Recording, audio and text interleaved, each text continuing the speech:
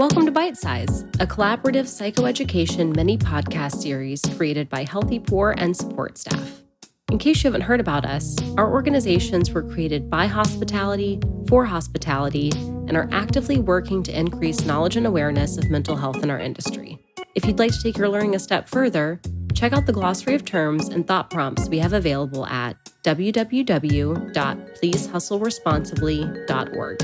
And thank you to the Restaurant Workers Community Foundation for supporting this series. Hi, everyone. Welcome to Bite Size. My name is Mony Bunni, and I've been working in the hospitality industry for 17 years. And today, I'm going to talk to you about emotional labor. What is emotional labor? Emotional labor is a form of occupational labor named by sociologist Arlie Hochschild. She defines it as a situation where the way a person manages their emotions is regulated by a work-related entity in order to shape the state of mind of another individual, such as a customer. Sound familiar? If you work in hospitality, you probably recognize this. An easy example of emotional labor is when you have to put on a smiling face to a table even though you're having a hard time that day and are anything but chipper.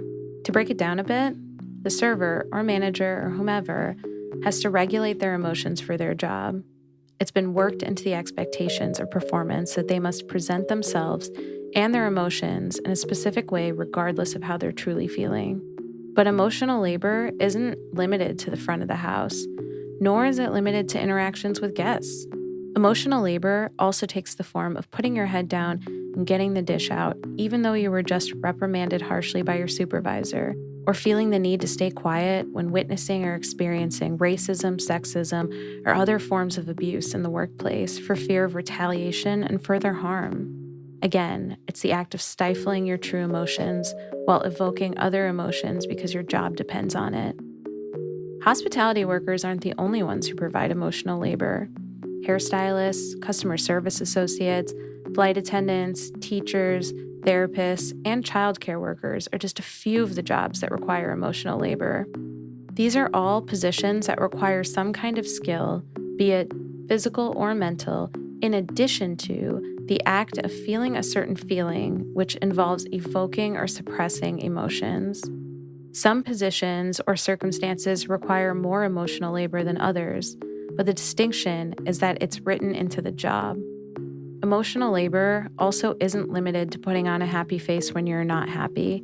Some jobs require people to be hard, angry, or sometimes even cruel, even though they might feel empathy or compassion for the person they're regulating their emotions for. Now, this is different from experiencing heavy emotional interactions with, let's say, a friend or family member. Let's use this as an example. You have a sibling who calls you every other night and does a huge emotional dump on you that leaves you feeling absolutely drained by the end of it. While this interaction is certainly emotionally exhausting, this is not emotional labor. The difference is that this interaction isn't part of your job, and your employment doesn't depend on it. Hold on to this example, though, because I'm going to come back to it. Now that we know what emotional labor is, let's talk about how it affects us. The answer is not usually very well. The reason so many of us are negatively impacted by the emotional labor we're giving is because we're not taught or trained to protect ourselves when regulating our emotions the way we're required to. It's very painful to constantly repress any kind of emotion, be it sadness, anger, frustration, or even joy. Our emotions are our friends and tools that let us know if we're safe and thriving or if we aren't. All emotions are natural, real, and valid, and it isn't super great to be suppressing them, no matter what they are. Furthermore, when we're required to not tend to our own emotional well-being in the moment and constantly put other people's needs or wants before our own, we're creating emotional patterns and biases that can be harmful. For example, working in a space where you have to swallow your feelings while racist, sexist, or homophobic language is freely used conditions us to internalize harmful narratives and disempowers us from speaking up and communicating our own needs. It also leads to too many individuals working in spaces that aren't safe and are in fact actively damaging. Another example is when a guest talks down to a food runner for delivering the wrong dish. The food runner often can't say to the guest that their tone is hurtful and are left to swallow the harm and continue on with their night. These examples are painful scenarios and are all too common. Furthermore, there isn't a lot of space for people to process these troubling experiences, and the culture of our industry requires us to just keep pushing through the night. This can lead to an invalidation of feelings, increased stress, elevated anxiety, and harmful internalized social narratives. It's worth noting that our brains don't know when we're at work and when we aren't. So the emotional patterns we build at work are bound to creep into our lives outside of work. Remember when I asked you to hold on to the example about the sibling unloading their emotional life on the phone? Well, while this isn't emotional labor, this might be an example of not being able to set emotional boundaries and communicate your needs. Do you see the connection?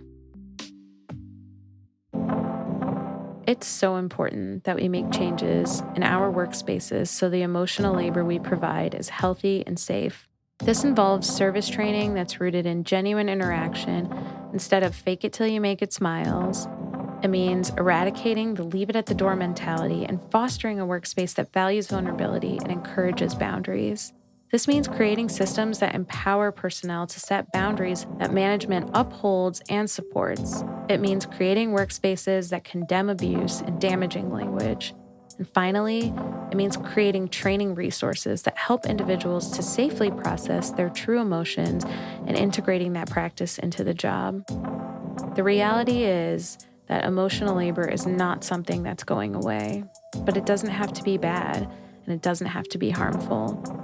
In the next bite-sized episode, we'll learn about emotional intelligence and how you can build skills that will help manage and control your emotional labor. In the meantime, take a breath, move your body a bit, go drink some water, and definitely take some time to process what you just learned. Take care of yourself, and as always, please hustle responsibly.